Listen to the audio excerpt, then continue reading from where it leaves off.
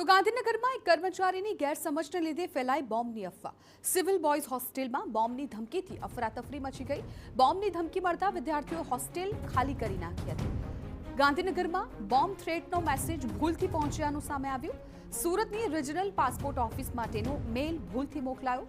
અમદાવાદની બ્રાન્ચ ઓફિસથી આખા રાજ્યની પોસ્ટ ઓફિસમાં મેલ ફોરવર્ડ થયો।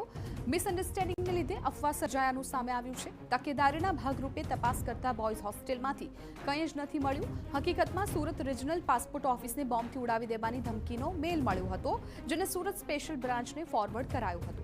જાણકારી માટે સીસીટીવીમાં નવસારી પોસ્ટ ડિવિઝનને રખાઈ હતી, જેણે આ મેલ અમદાવાદ બ્રાન્ચમાં મોકલ્યો હતો અને ત્યાંથી ભૂલથી આખા રાજ્યની પોસ્ટ ઓફિસમાં મેલ ફોરવર્ડ થયો હતો।